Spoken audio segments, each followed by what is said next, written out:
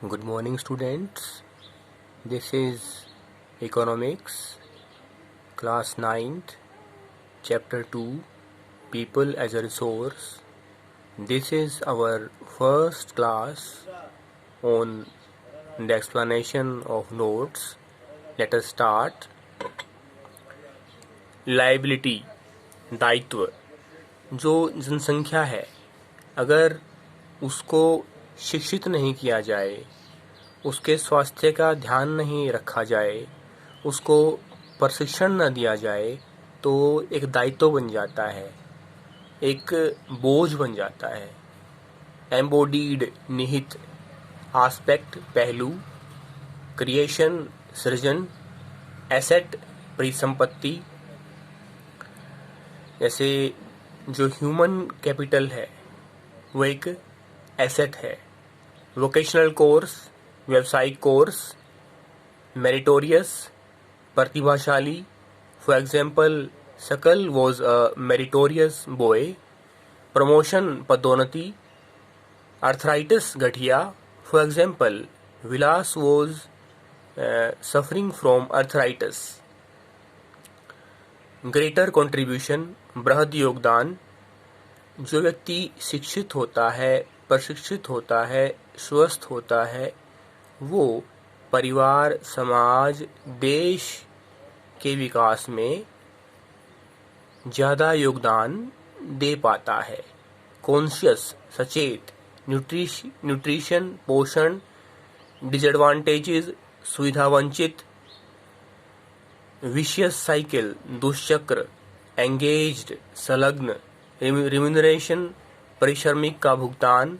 Processing, प्रसंस्करण. Counterpart, सहयोगी. Women are counterpart of women in work in the field. Maternity leave, प्रसूति अवकाश. Growth rate, संवृद्धि दर. Origin, क्षितिज. जब हम एक स्थान पर खड़े होते हैं और दूर आकाश में देखते हैं, जहाँ धरती और आकाश मिलते हुए प्रतीत होते हैं, उसे ओराइजन कहा जाता है. एस्पिरेशन, आकांक्षाएं. चेरिश्ड, संजोने. कैटालिटिक, जटिल. इंडिस्पेंसिबल बेसिस, अपरिहार्य आधार. प्रायोरिटी, प्राथमिकता. फॉर एग्जाम्पल, सकल के जो पेरेंट्स हैं उनकी प्रायोरिटी थी कि सकल को पढ़ाया जाए, उसको प्रशिक्षण दिलाया जाए, उसको वोकेशनल कंप्यूटर में वोकेशनल ट्रेनिंग दी जाए. लाइफ एक्सपेक्टेंसी, जीवन प्रत्याशा. इन्फेंट मोर्टेलिटी रेट, IMR, शिशु मृत्यु दर. क्रूड बर्थ रेट, अशोधित जन्म दर. रोमिंग, घूमने फिरने में. डिस्गाइज्ड एम्प्लॉयमेंट, प्रच्छन्न बेरोजगारी, छिपी हुई बेरोजगारी. फेनोमेना, परिघटना. पैराडॉक्सिकल, विरोधाभासी. होपलेसनेस, निराशा. डिस्पेयर, हताशा. सिनेरियो, परिदृश्य. क्रिएटिव, सृजनात्मक. Prosperity, Samriddhi. Let us now continue with the explanation of important fact. First, physical capital, भौतिक पूंजी. Investment in human capital through education, training and medical care yields a return just like investment in physical capital. मानव पूंजी में, human resource में शिक्षा, प्रशिक्षण और स्वास्थ्य के जरिए अगर खर्च किया जाए, निवेश किया जाए, तो वो हमें उसी अनुपात में, उसी दृष्टि से रिटर्न देता है, वापस देता है, जैसे भौतिक पूंजी में हम निवेश करें. जैसे भवन बनाएं, मशीनें खरीदें. ह्यूमन कैपिटल फॉर्मेशन, मानव पूंजी निर्माण. When the existing human resource is further developed by becoming more educated and healthy, we call it human capital formation. जब हम मानव संसाधन को शिक्षा, प्रशिक्षण, स्वास्थ्य की दृष्टि से और ज़्यादा योग्य, विकसित बना पाते हैं, उसे हम मानव पूंजी निर्माण, ह्यूमन कैपिटल फॉर्मेशन कहते हैं। Primary sector, secondary sector, tertiary sector. जब हम बाजार की अर्थव्यवस्था की बात करें तो हम 3 क्षेत्र वहाँ देख पाते हैं, प्रथम, द्वितीय और तृतीय। Primary sector, activities associated with gathering or making available materials provided by nature are included in this sector. For example, agriculture, forestry, fishing, etc. प्रथम क्षेत्रक में वो गतिविधियां शामिल हैं जिनमें पदार्थ को इकट्ठा करना, प्रकृति से उसको प्राप्त करना शामिल है, जैसे कृषि है, मछली पकड़ना है, वन विभाग है, वन से संबंधित ऐसा कार्य है, खेत से गेहूं उपजाना, चावल उपजाना, कॉटन उपजाना, इसके उदाहरण हैं।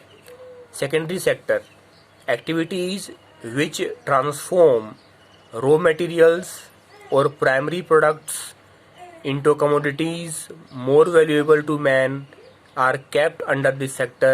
For example, manufacturing.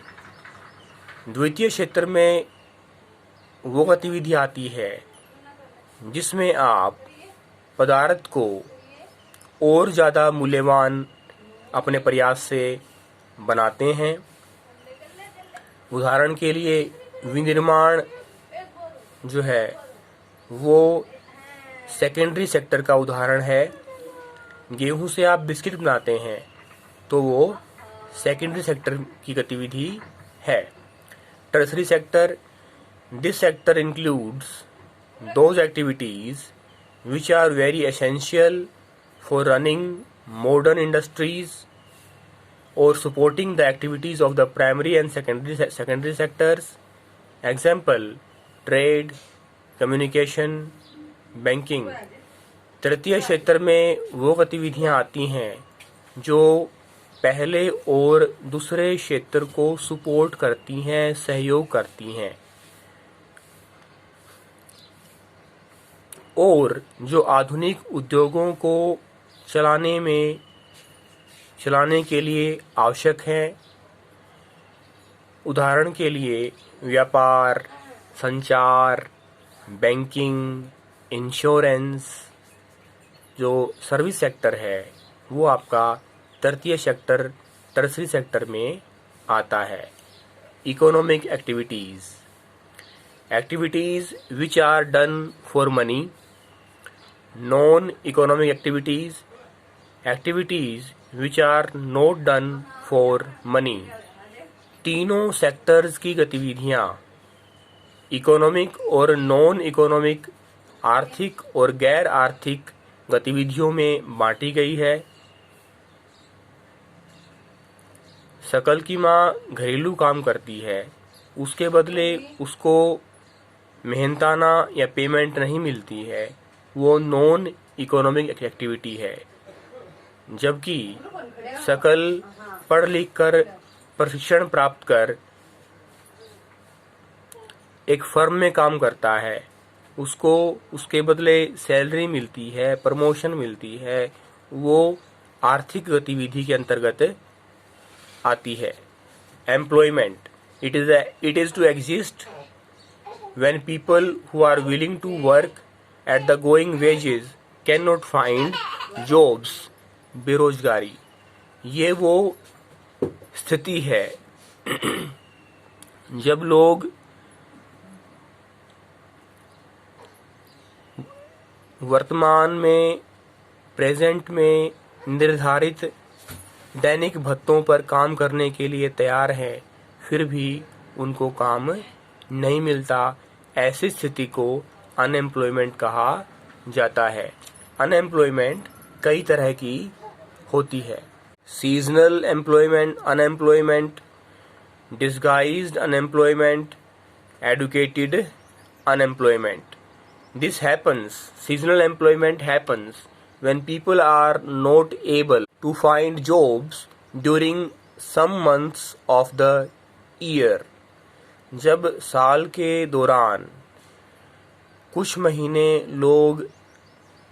लोगों को काम नहीं मिल पाता और कुछ महीने के दौरान ही उनको काम मिल पाता है। जैसे ग्रामीण क्षेत्र में हार्वेस्टिंग सीजन है, सोइंग सीजन है, उसके दौरान तो लोगों को काम मिल पाता है, लेकिन इन सीजन के अलावा उनको काम नहीं मिल पाता। उसको सीजनल अनएम्प्लॉयमेंट कहा जाता है। डिसगाइज्ड अनएम्प्लॉयमेंट, प्रच्छन्न बेरोजगारी। In this people appear to be employed but actually they are not adding to the productivity. प्रच्छन्न बेरोजगारी में ऐसा लगता है कि लोगों को रोजगार मिला हुआ है, वो काम कर रहे हैं। जैसे एक फार्म है, उसमें एक परिवार के लोग काम कर रहे हैं एक भूमि के टुकड़े पर,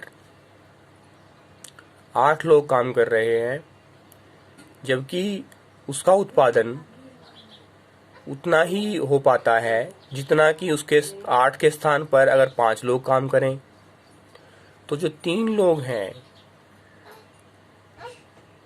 वो जो फाइनल उत्पादन है उसमें उनका योगदान नहीं है। Educated unemployment, this happens when educated young people fail to find any jobs. शिक्षित बेरोजगारी शहरी क्षेत्रों में पाई जाती है। ये वह स्थिति है जब शिक्षित लोग काम की तलाश में भटकते हैं और उनको काम नहीं मिलता। How can you explain that a doctor, teacher, engineer and a tailor are an asset to the economy? आप ये कैसे विस्तार से बता सकते हैं कि एक चिकित्सक, एक अध्यापक, एक अभियंता, एक दर्जी देश की अर्थव्यवस्था के लिए एक पूंजी का काम कर सकते हैं? कैसे? टीचर, इंजीनियर, टेलर, डॉक्टर तृतीय क्षेत्र में आते हैं, सेवा क्षेत्र में, सर्विस सेक्टर में आते हैं। Doctors provide health care services to the people.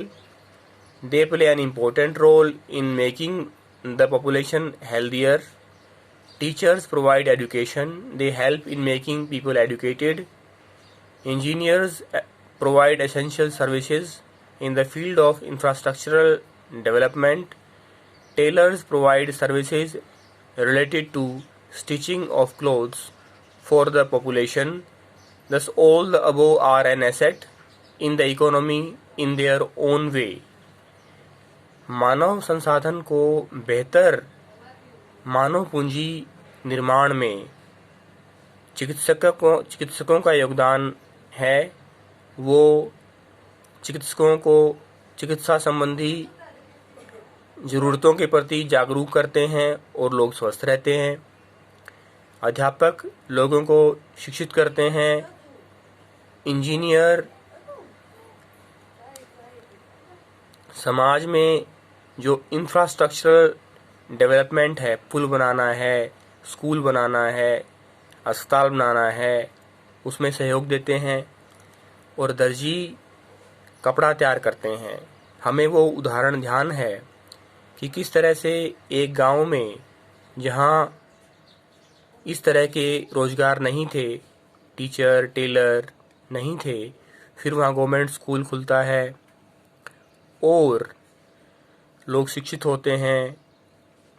और जो गांव के लोग हैं वो अपनी लड़कियों को टेलरिंग का काम सिखाते हैं और अब गांव के लोग अपना कपड़ा सिलवाने के लिए दूर जाने की बजाय गांव से ही कपड़ा सिलवाते हैं और जो समय उनके पास बचता है वो खेती के काम में वो लगाते हैं। इस तरह से ये चारों गतिविधियां जो अर्थव्यवस्था है देश की, उसके लिए एक तरीके से या दूसरे तरीके से पूंजी का काम करते हैं। How the literacy rates of the population increased since 1951 has the literacy rates of the population increased since 1951? क्या 1951 से साक्षरता दर बढ़ी है? हाँ, बढ़ी है। In which year India has the highest literacy rate? In 2001, 2001 में भारत की जो साक्षरता दर है वो सबसे ज़्यादा रही। Why literacy rate is high among males of India? Bharat के जो पुरुष हैं उनमें साक्षरता दर ज़्यादा क्यों है औरतों की तुलना में? Because they have privilege in their families and society. Parents give more attention to their study. हमारा समाज पुरुष प्रधान समाज है जहाँ लड़कियों की तुलना में लड़कों को ज़्यादा की ओर ज़्यादा ध्यान दिया गया है। हम देखते हैं कि लड़कों को लड़कियों की तुलना में विशेषाधिकार प्राप्त है और उनके पढ़ाई की ओर ज़्यादा ध्यान दिया जाता है। Why are women less educated than men? महिलाएं पुरुषों की तुलना में कम शिक्षित क्यों हैं? Even the educated parents are less interested in educating their female child due to various reasons. So, women are less educated than men.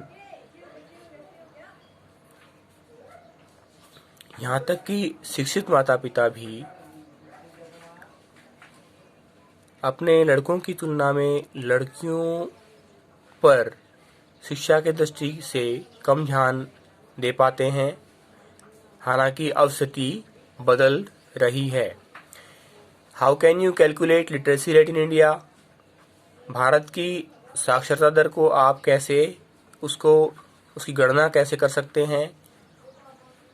Literacy rate is calculated as a percentage of total population. साक्षरता दर देश की जनसंख्या जो कुल जनसंख्या है उसका जो प्रतिशत है उससे निकाली जाती है।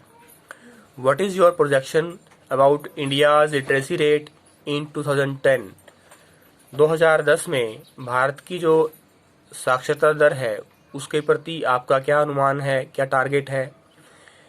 My projection about India's literacy rate is in 2020 instead of 10 is 80%. Is the increase in number of colleges adequate to admit the increasing number of students? No. क्या विद्यार्थियों की बढ़ती हुई संख्या के अनुपात में महाविद्यालयों की जो संख्या है वो बढ़ रही है? ऐसा नहीं है। Do you think we should have more number of universities? क्या हमें और अधिक संख्या में विश्वविद्यालय बनाने चाहिए? Yes, we should have more number of universities to encourage higher education in India. उच्चतर शिक्षा को बढ़ावा देने के लिए अधिक संख्या में महाविद्यालयों का निर्माण आवश्यक है। लेकिन इसके साथ साथ जो वर्तमान में जो महाविद्यालय हैं उनकी गुणवत्ता में सुधार किया जाए वो भी आवश्यक है। What is the increase noticed among the teachers in the year 1998-1999? 1998-99 के दौरान अध्यापकों की संख्या के संबंध में की बढ़ोतरी के संबंध में आप क्या कहेंगे? The number of teachers increased from 3,21,000 in 1996-1997 to 3,42,000 in 1998-1999 only. बढ़ोतरी तो हुई है लेकिन ज़्यादा नहीं हुई है। What is your idea about future colleges and universities? भविष्य के महाविद्यालयों और विश्वविद्यालयों के बारे में आपका क्या विचार है? There is an urgent need to encourage the number of colleges and universities, particularly vocational colleges, in such a vast country like India. Moreover, distance education should be expanded. क्षेत्रफल की दृष्टि से भारत दुनिया का 7वां बड़ा देश है। जनसंख्या की दृष्टि से चाइना के बाद दूसरा बड़ा देश है। और हम शकल का उदाहरण देखते हैं। शकल को वोकेशनल एजुकेशन दी गई तो वो एक फर्म में काम करने के योग्य हो जाता है, परिवार की आमदनी में योगदान देता है।